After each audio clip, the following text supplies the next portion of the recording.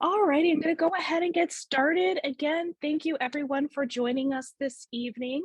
My name is Rachel Bonanet, and I'm one of the assistant directors for graduate admissions here at the Shar School. And just very quickly, I just want to share that if anyone does have any kind of admissions type questions, definitely feel free to chat me those and I can kind of answer, or of course, we can always set up another time to chat. But this time is primarily for you to all to get a look into kind of the student experience of what you can expect, what kind of topics we would discuss, how we discuss those topics, and really just gauge and engage you on our topics tonight for our sample class. Tonight we have with us one of our associate professors, Michael Fauntroy. In a minute, I'll let him introduce himself, and the topic he'll be discussing today is African American politics, which is a sample from his graduate course on African American politics. He'll provide an introduction and overview of key concepts such as deracialization, critical race theory, and linked fate. And towards the end, we'll also have just time for discussion. So if you do have any questions, do feel free to chat those in the Q&A, and we will get to those after the presentation. So without further ado, I'll pass it on to our professor, Michael Fauntroy. Thank you. Thank you very much, Rachel. I appreciate the opportunity to talk with students or prospective students that are interested in what we do in the Shar School and some of our classes. I am going to be talking on and off of lecture slides. And so if I could start here with a bit of a introduction of me, because I think it's important that everyone know and understand who we are, what we do, how we came to do the things that we do. I am in my 20th year as a professor. This is my second stint at George Mason University. I just returned to the faculty at Mason this past August. From 2002 to 2013, I was in the School of Public Policy, which is now part of the Shar School. And then in 2013, I went to Howard University and spent 8 years on the faculty there and taught courses and undergraduate and graduate courses in political science. And I returned to Shar, and I'm really excited to be back. I teach undergraduate courses on the presidency, but for our purposes this evening, I want to talk a little bit about the graduate courses that I teach. I teach in the fall a course on voting rights policymaking, which, as you may know, given your likely own interest in what's been going on in America politically, is a particularly useful and timely topic to be considering. And we cover a full range of voting rights issues at the national level, look at policymaking that is built around that topic. And it's very interesting and enlightening and engaging to consider the many ways in which our voting rules around the country impacts the results of elections. I often say in classes that the rules impact the results. And if you can let me make the rules on voting, I can almost guarantee you the results of the elections. And so voting rights policymaking is a very important topic that impacts us all, even if we don't think very much of it. So that's the graduate course I teach during the fall.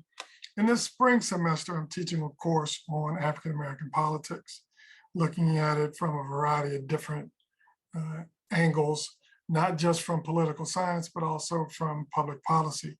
And we look at the ways in which politics results in policies that impact people. And it's a course that I'm really enjoying teaching. And so I'm going to spend some time on that this evening. In addition, I do a fair amount of public discourse, if you will, in terms of television, radio, online broadcast, analyzing a variety of different topics. For example, last week, I had the occasion on 2 nights to do a preview and a review of President Biden's State of the Union address, and that's very much aligned with some of my teaching interest. The really big sort of item I want to discuss before we get into the topic is the Race Politics and Policy Center, which I'm currently leading. I'm the founding director of the center. You see our web address there. It is a growing and developing center, which is committed to producing events and research that speak to this intersection of the many ways in which race, politics, and public policy will impact all of us, even if we don't think much of it. This is something that I think is badly needed.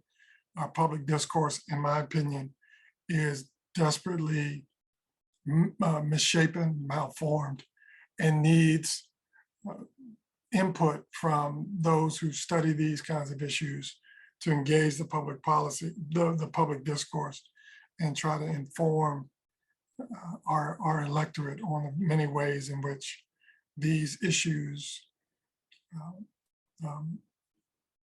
impact all of us. So I want to mention that there are a couple of items that I want to discuss with you. This one here is our first event which occurred a few weeks ago. We had Dr. Keisha Middlemass in. She's from Howard University. And she is a nationally recognized expert on public policy around prisoner reentry.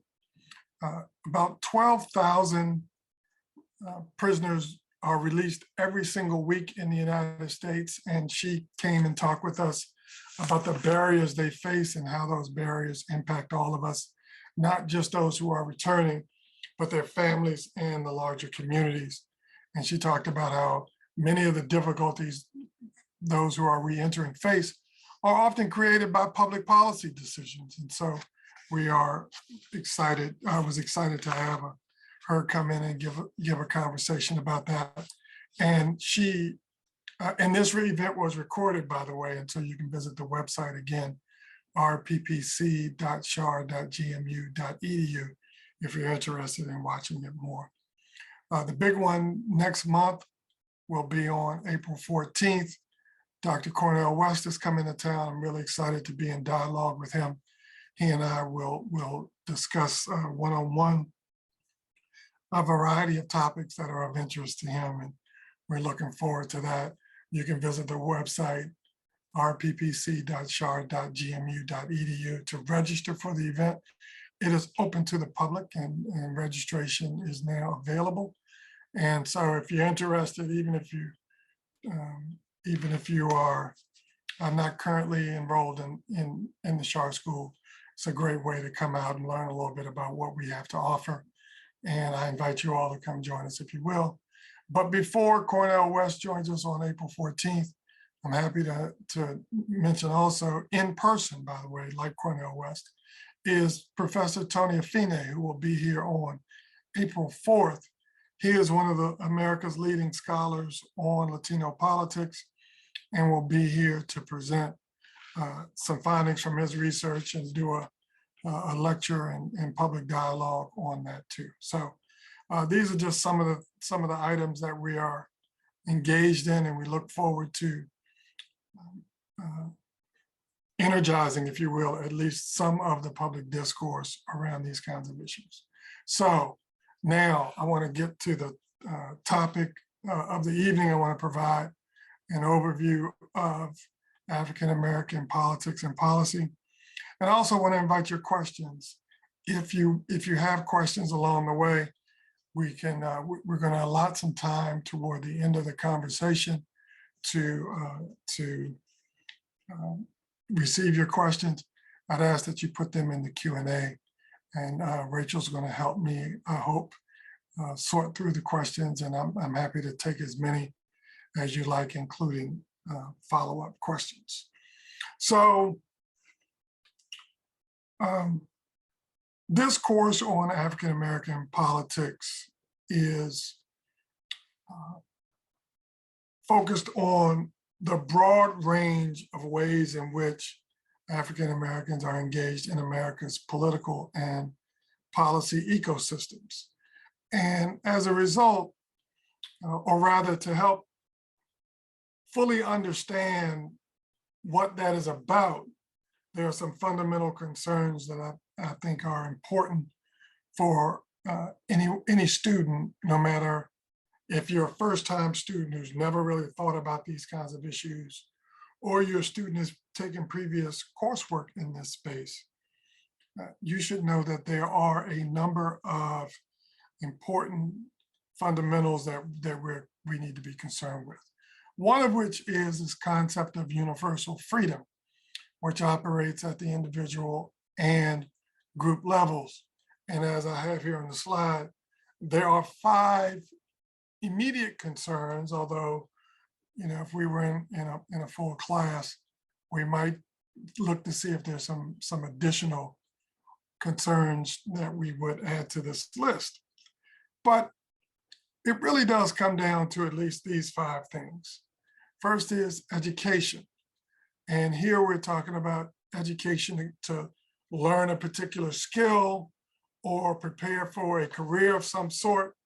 And so that education, whether it's in sort of blue collar work as somebody in trades, or white collar work in a particular field of human endeavor, there's an education component that we all must have access to and all must pursue in order to gain, to have a means to generate income, which is the second important fundamental concern that African-American politics is focused upon. Income, of course, enables you to generate revenue for your household and pursue a variety of different interests. But before you can do that, you need income to provide housing, shelter from the elements for yourself and your family. Again, fundamental kinds of things that I think often get lost in the larger discourse. So we have income to get housing.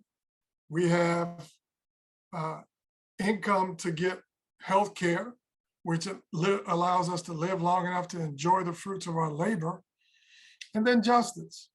Justice so that whatever it is that we have amassed during the course of our lives in terms of our family or housing or material things, such as the ability to enjoy certain kinds of things, that those things can't be taken from you with impunity. And so there's a justice component for this.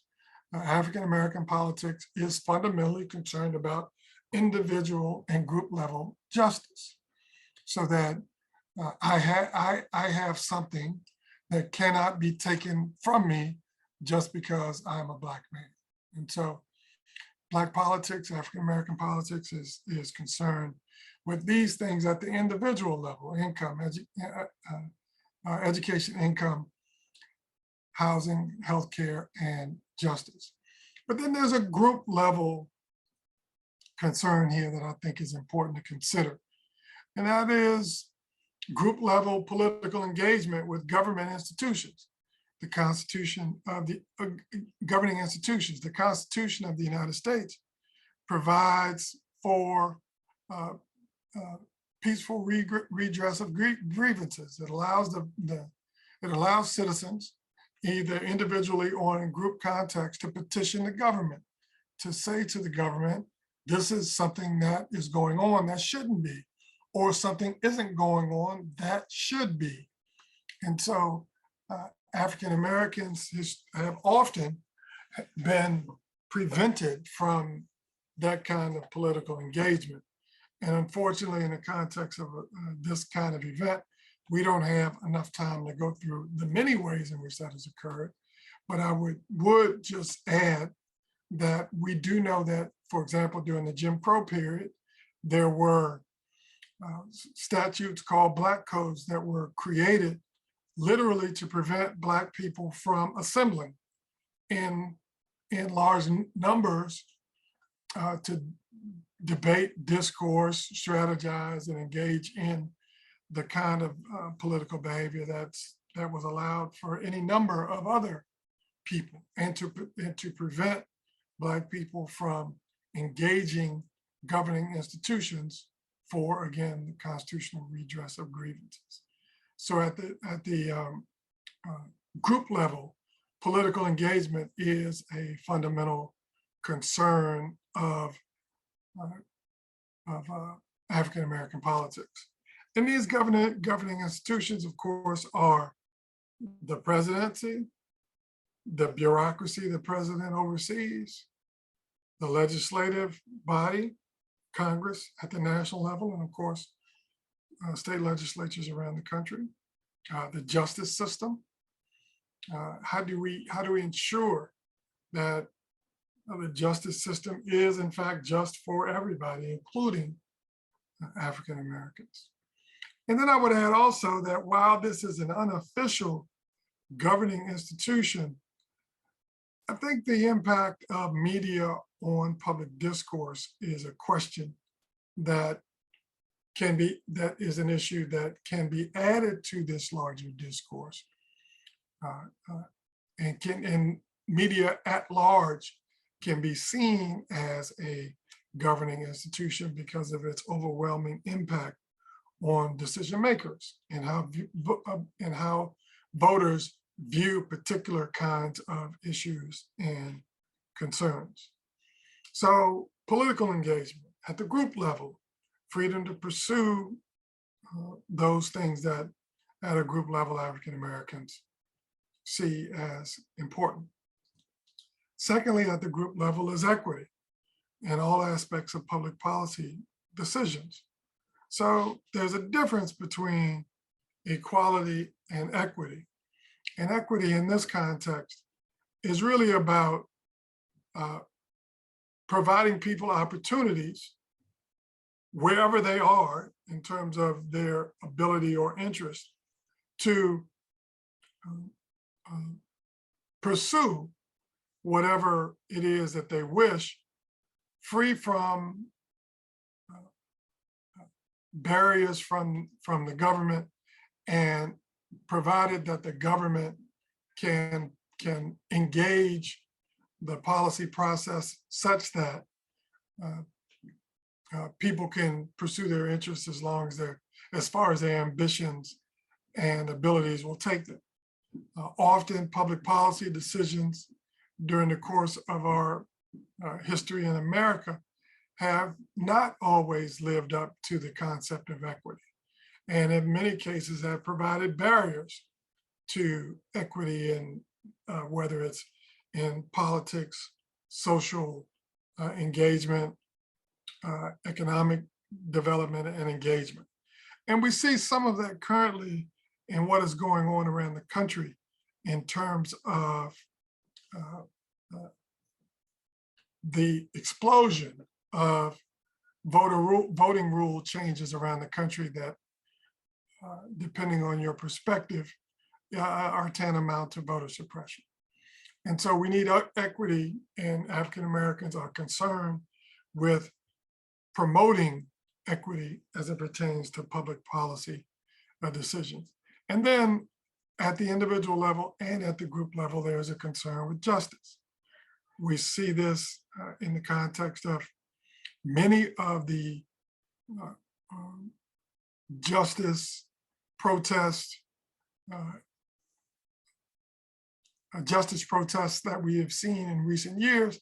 But for Black people who have been paying attention to a lot of this, these recent protests are part of a continuing story that exists in the United States for African Americans. And so at the group level, as with the individual level, there's the interest in pursuing justice so that the government doesn't block or otherwise impede group level progress for African Americans. So one of the points that I want to hit on as a broad umbrella sort of contextual construct for this conversation is this image, which was created by a filmmaker, Chicago-based filmmaker named Arlen Parson. And it really does, in my mind, capture a lot of the fundamental concern that African Americans have always faced. Remember, the framers of the Constitution were they were delegates to this Constitutional Convention, and have been understandably credited for framing a constitution that created a new nation out of nothing. But they were also, at some level, politicians trying to do a deal, and a deal to put together a workable constitution that could launch this grand experiment we call democracy. And so this picture depicts all of the framers of the Constitution at the time the final draft of the Constitution was presented to the full Constitutional Convention. Those dots over faces represent all of the framers of the Constitution who at one point in their lives owned slaves. So as you can see, it's actually easier to count the faces of those who didn't have dots on it than those who did. So let's do that quickly, going from right to left. 1, 2, 3, 4, 5, 6, 7, 8, 9, 10, 11. I count 11. I'm happy to be corrected on that. But out of all of the framers of the Constitution, 11 did not own slaves. So one of the fundamental frameworks around which the Constitution was formed was the protection of slavery. So from the very beginning, the role or the presence of African Americans was on the minds of the framers of the Constitution. So how do we know that? Well, one of the ways we know that is by reading the document.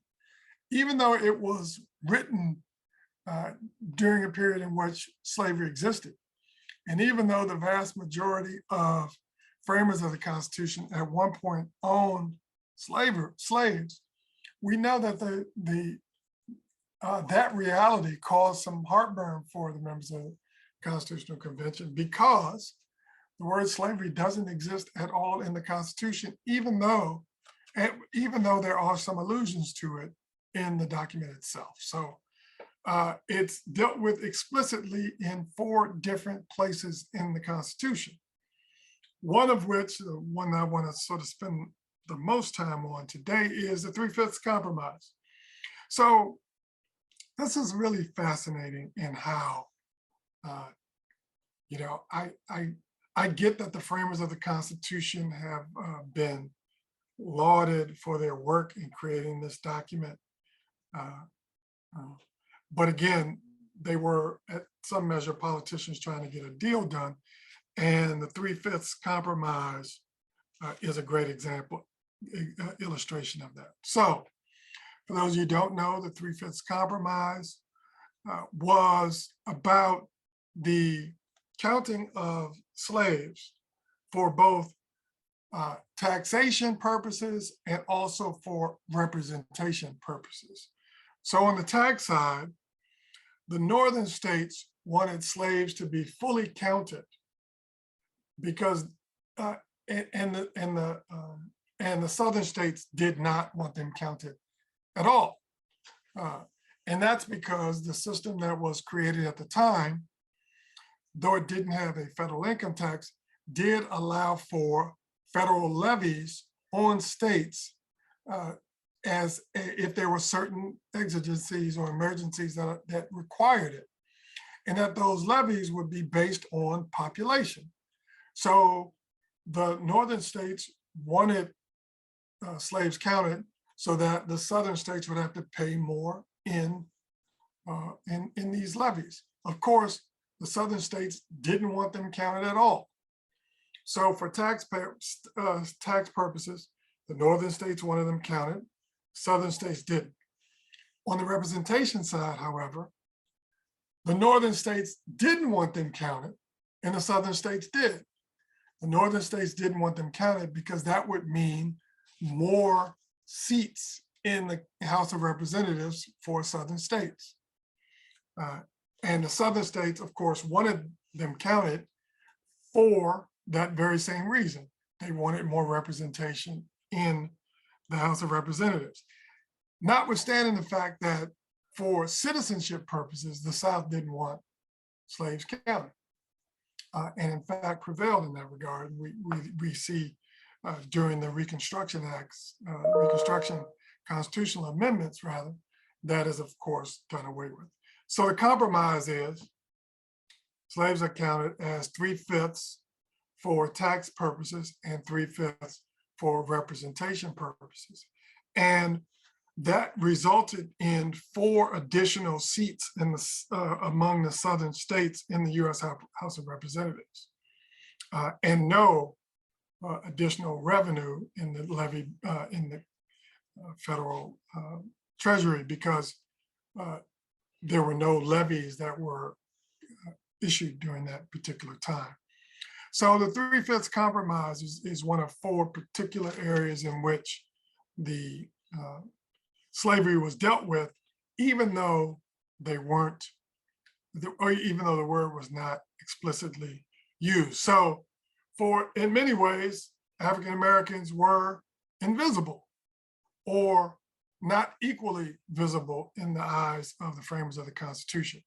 And so you wonder, how is it that you have all of this soaring language about freedom and all of this, but then you have this 3/5 compromise? How do we square all that?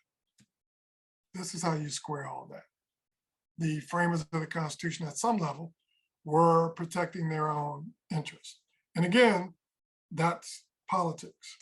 So this, the 3/5 compromise and these other articles in the Constitution are those that allude to slavery explicitly without actually using the word. So I mentioned the 3/5 compromise, which actually gave a financial bonus in representation to the slave owning states.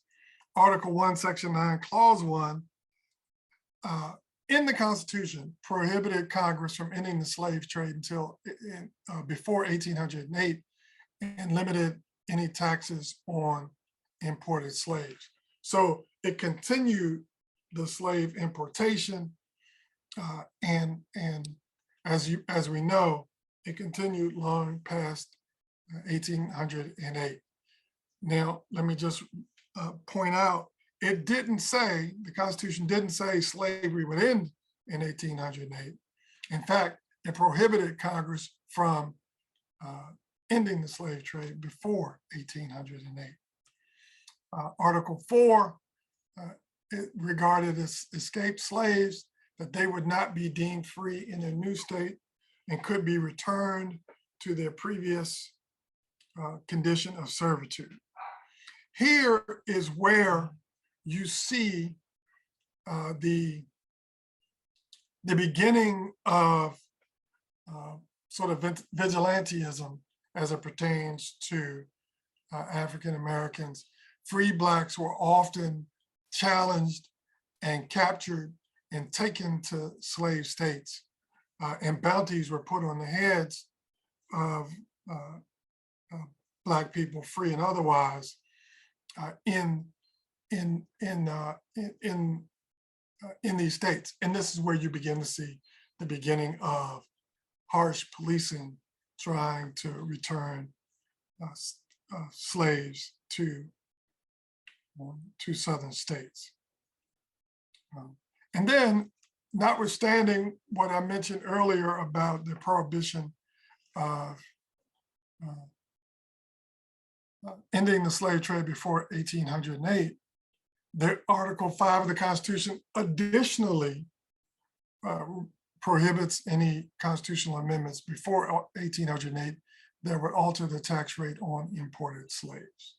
So it froze for a decade the rate on imported slaves, notwithstanding the fact that market forces could have generated substantially more revenue.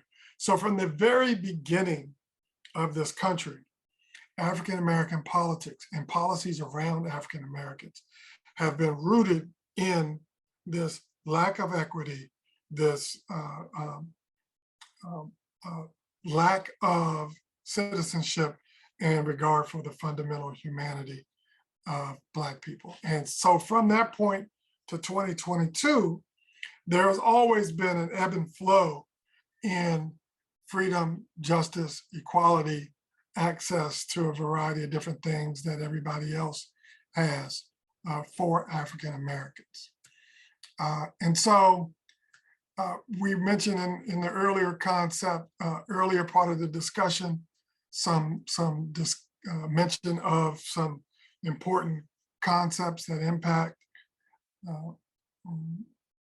African American politics. I just want to say a few words about one, and I'm going to limit it to one now because we are coming up on time, and I want to be able to open the floor to questions if we have any. And that's the concept of critical race theory. So critical race theory is not new. In fact, it is a concept that was created by American law professors going back more than 30, 40 years, that essentially lays out a theory that race is fundamentally embedded in so much of our law and legal practice, that in order to deal with inequities in our society, you have to deal with the inequities that are fundamentally a part of our legal construct, because our legal construct has so much to do with with differences in how people are adjudicated from one space to another. Now, I'm mentioning it here because, as you all know, critical race theory has gotten a lot of attention in the last 2 years, and we don't always know, or rather we don't always have a good handle of it.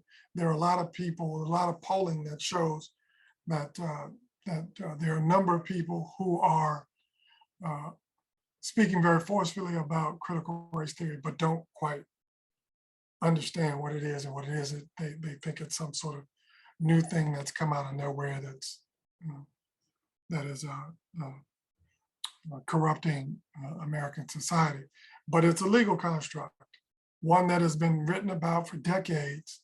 And unfortunately, at least in my view, it has been used or at some level misused to advance certain political goals that negatively impact African American politics and policy. So what I want to do is stop now and use the remaining time for any questions that you all may have. I'm happy to discuss those. If you have any, you can put the questions in the chat, and I'm happy to take those. And just to restate what was noted earlier by Rachel, we in the Schar School at George Mason University take what I often refer to as a 360-degree approach to the study of politics and public policy. And I want to encourage you to reach out to me if you have any questions about the courses I teach or some of my research interests. For example, I'm doing a book right now on voter suppression. And if you're interested in that as a topic, I'd encourage you to reach out. I'm happy to do so. My email address is fauntroy@gmu.edu. That's fauntroy@gmu.edu. And so again, as Rachel indicated, she's available for admissions related questions. I'm certainly available if any of you all have any further questions from a faculty perspective. I'm happy to be of assistance, even if you aren't interested in this kind of material as a primary study area in the school. I'm available to help in other areas too. So Rachel, I'm happy to bring you back in if you're interested, and if there's any questions that are available, I'm happy to address those. And by the way, Rachel, if you have questions for me, I'm happy to discuss those too. Sure. No, thank you so much for diving giving kind of an overview here on kind of the history of African American politics and kind of how we were set up historically. And I'm curious to know. I don't see any questions quite yet, so it seems like you gave a very good overview there, Professor Fauntroy. So thank you so much. I am curious, what would be kind of the next lecture that you would provide here in this course? Would you start going into kind of how more these historical issues have kind of come and been modernized, and what would students kind of expect for the following lecture? So thank you for asking that question. This is something I should have addressed at the top. So we take this course takes a fairly broad view of African American politics. The first part of the semester is devoted to some of the fundamental theory, concept sort of thing. So this was from the first lecture of the semester. And then from there, I began to look at some of the key concepts that shape African American politics and policy, whether it's deracialization or critical race theory, Black power, segregation. Spent some time on Black feminism, which is a really important topic that's under considered and under discussed. Agenda setting, linked fate. Then I get into political ideology and all of those sorts of things. So those are some important early discussion points. I also talk about Black leadership in the course and how that has evolved depending on which part of American history you're talking about, whether it's early sort of religious church-based leadership to Black labor unions, and then later as you get into the 60s, 70s, and 80s, you also see the rise of Black civil rights organizations that are also very active in Black political activity. And then I also spent a lot of time talking about ideology and how that has shaped Black politics. And then at that point in the course, I pivot and begin to look at institutions more directly as it relates to court activity. So there's a lot of, how would I describe it?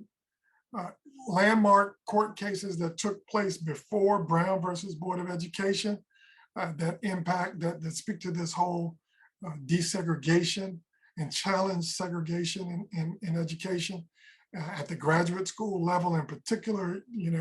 That's so, one of the points that I make in the class in this particular session in which I'll discuss this is,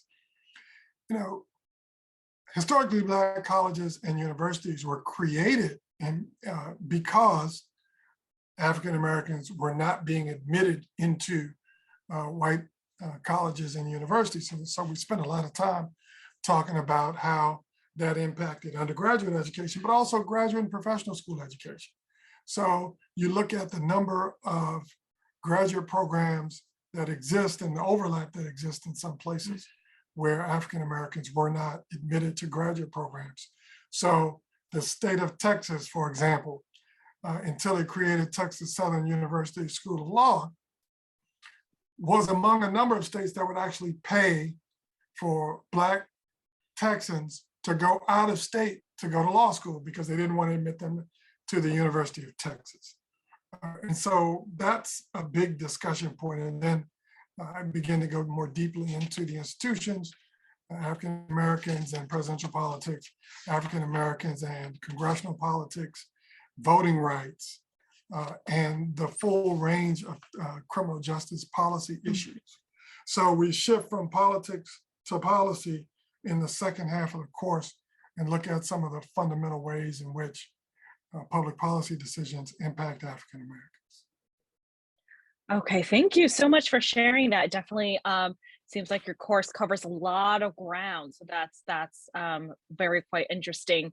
That kind of gives me a follow-up question there. So in terms of, I know you also shared you're writing a book as well, but in terms of if anybody here tonight or just in general wants to get kind of more of a deep dive additional reading to either prep for this course or just to get more insight on kind of these topics, what are kind of some of the books or articles or anything that you can kind of share that would probably be like a great starting point to anyone who has to either, like I said, prep for a graduate course and these topics, or just overview, have interests in this and just are interested to know more? Thank you. I get to pull out some props now, right? So, so this is a reading intensive course, and there are. Let me say first a word about some of the assignments in this course. There are I put a premium on seminar conversation, making sure that students have done the reading and we can have dialogue on these particular topics. I have found over the years that there are a number of students who may be thinking something, but they may not want to ask it. So there may be some other student that asks a question similar, and then we can get to that sort of indirectly. And then at that point, a student may be comfortable to jump into the conversation. But then that's the sort of conversational part of the course. But there's a large writing assignment. I treat this course as one for students, and you don't have to be this way, but one for students who are interested in looking at the possibility of entering the academy. And in that regard, you got to learn the literature.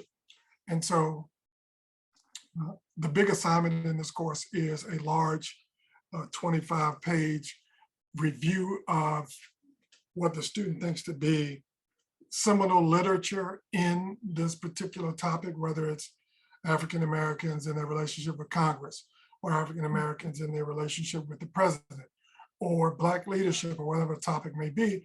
You pick a topic and you do a deep dive on the scholarly literature and write a review essay of all of that. So that's sort of writing long, if you will. But I'm also interested in writing short. And so I have the students write monthly essays on a particular topic, only 500 words, thinking in terms of something that would be published in a newspaper, for example. So students need to be able to learn to write long discourse deep into a topic, but also need to be able to write short to make a quick point about something. So those are the assignments, and then the prompts. So this is one of the fundamental books that is on the Mount Rushmore of Black politics. It's written by a scholar who has since deceased, named Haynes Walton Jr.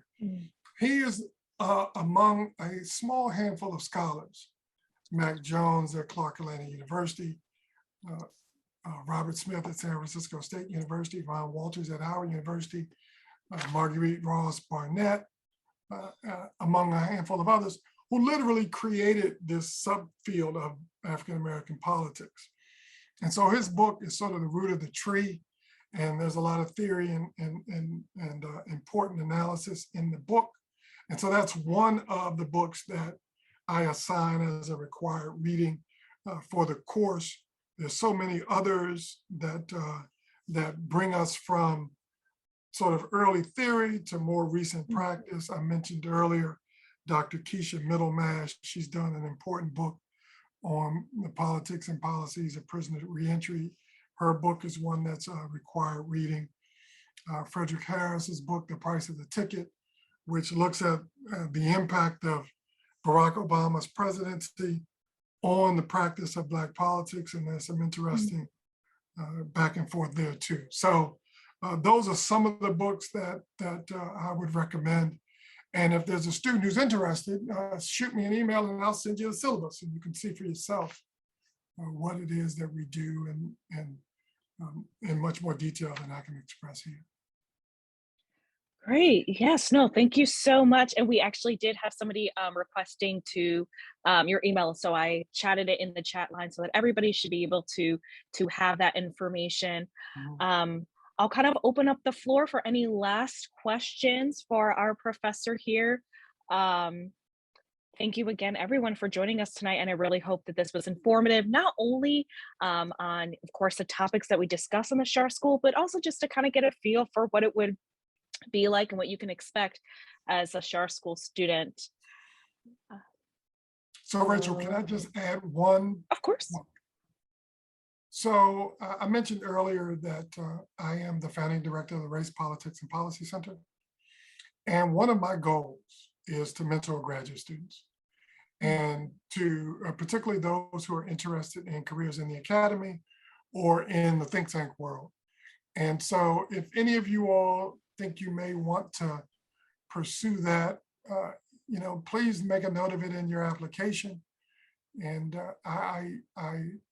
I'm looking for students. I'm hiring students, for example, to work at the research center to help organize events and produce research and scholarship. So I just wanted to let you all know that the Shar School is a very active place. And if this kind of subject matter is what you want to study, we're at the early stages of building something big.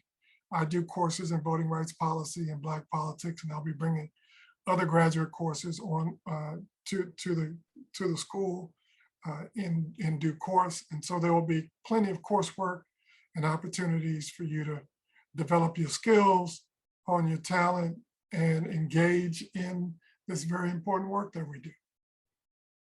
Thank you for adding that. That's definitely important for graduate students who want to get engaged in research, that there's that opportunity through your center. So thank you so much for highlighting that again. I don't see any questions from our audience. Again, thank you so much for joining us tonight. You have both of our emails. Again, this is Professor Michael Fauntroy, and my name is Rachel Bonanet, and I'm one of the assistant directors. I have left both of our emails, so definitely feel free to get in touch. If we can't answer your questions or you want to be put in touch with somebody else, we could definitely do that as well. But of course, our professor here is very open to chatting with anybody who has interests in these topics. So without further much from me, I'll kind of bid you all a good night, and thank you so much for joining us. And thank you again, Professor Fauntroy, for the lecture as well. My pleasure. Happy to help. Good night, everyone. Good night.